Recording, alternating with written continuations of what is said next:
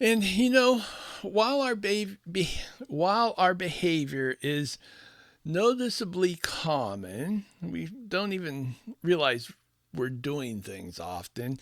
If you look at the complexities, it's also often as mysterious as a Stone Age Neolithic shaman, the rituals that they would perform, and some of the daily rituals we perform are not much different.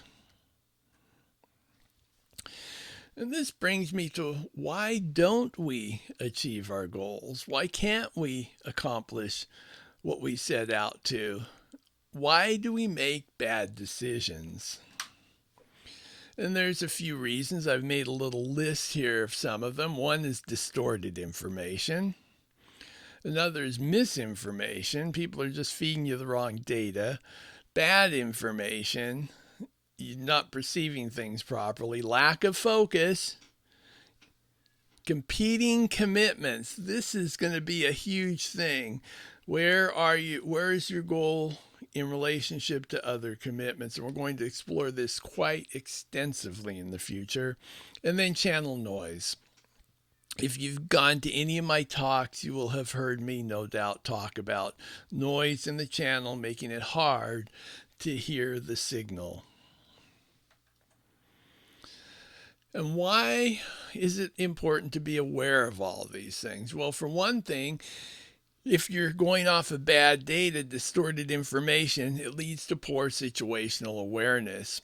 And that contributes to the wrong orientation. And when you have both of those things involved, wrong orientation and lack of situational awareness, you often make very bad plans. So they're all important and they contribute mightily to how you're going to accomplish your goals and therefore your mission. So, how do we overcome these? And this is something we're going to be talking about.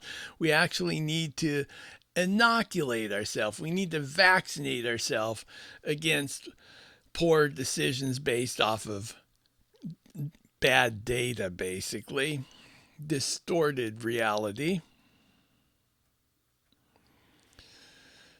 What are some of the things that contribute to our behavior, to rewarding our behavior? Well, these we should be aware of as well. And so things like greed, like love, like fear, that's a big one. Hate, that's another one. Social homeostasis, actually what I call emotional social homeostasis. And it's similar to physiological homeostasis in theory, but it pertains to culture and your emotions and how you process information, where you are, if you're in balance or not, basically.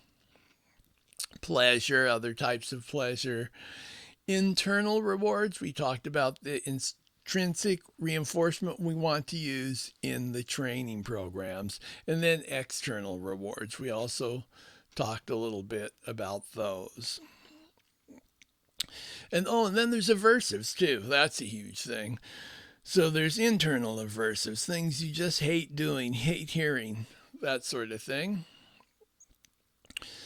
So these are some very important ideas to look out for. And once we have all this, then what do you do with it? Well, for one thing, we need to also be thinking about evaluating it. So evaluation can be on several different levels. We need to evaluate if what we're doing is actually working. We need to evaluate our resources and if we can actually accomplish it. And then that is part of the evaluation equation. So that really has to do with motivation versus effort and where they are in relationship to your project. So I have developed a chart, actually several, that measure different aspects of that so that people will have some idea how likely it is that they will actually accomplish at least the short-term goals, the finite goals that they set out to work through. And another huge aspect to this podcast and the way I teach is learning about decision cycles. And there's two we're going to really spend a lot of time looking at. The first one is by Edwards Deming, the Deming cycle or Shewhart cycle. And this is the plan, do, study, act cycle. I think it's used some in lean manufacturing, lean production. It's based off of the really the foundation, the primary theory of Francis Bacon, like the father of scientific thinking. And that's you develop a hypothesis, you do an experiment, then you evaluate or check what that experiment, if it proved your theory, if it disproved your theory. And a hint, sometimes it's better to try to disprove something than to prove it's right. The next one we're going to look at, the next decision cycle, is from John Boyd. He was a fighter pilot in the Korean War and then very instrumental in strategy for mobile warfare later on. And this is observe, orient, decide, and act, and sometimes shortened to the OODA loop. Getting back to social emotional homeostasis, we want to try to ensure that we are in balance when we're dealing with the world as much as possible. And we also want to monitor this in the people around us. And then the explicit benefits, the explicit reinforcement that I talked about a little earlier, the love, fear, greed, hate cycle, and commitment and focus. I once had a job, was brand new. A gal came up to me and said, "Aren't you so excited that you're working here?" And my response was, "Not really, no, I'm not. But I am committed to doing it." And since it wasn't the most glamorous job in the world, and most people quit right away, that was probably an important thing, to be committed more than excited. So commitment beats excitement almost every time. Commitment beats excitement and aversity even, because some parts of that job could be considered aversive. So we need to really keep that in mind. Are we committed to our course of action, to our goals, to our mission? It's even more important for that. And then we get to our default behavior is so ubiquitous that we don't even know we're doing it. And I'm thinking of this as habit. So about 40% of our behavior is probably habitual, part of our procedural memory where we don't even have to think about it. And this is something that I find quite interesting and something that we will be talking about a lot.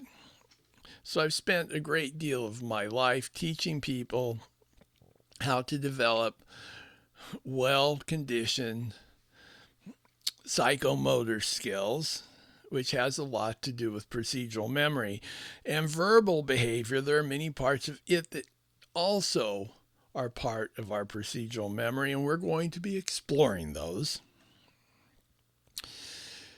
And all of this is to actually help people develop more ability, higher levels of ability. And you do that by developing new skills. And you say, well, how do you develop new skills? Well, you do it through drills, oftentimes, not always, but usually you can improve your performance if you have a well-defined, well-structured drill. And I usually break these drills up a little bit and how I teach them, the strategy I use to teach them. There's internally paced drills. And this is a very important thing to think about when you're designing a program, a training program or learning program. And then there's externally paced drills.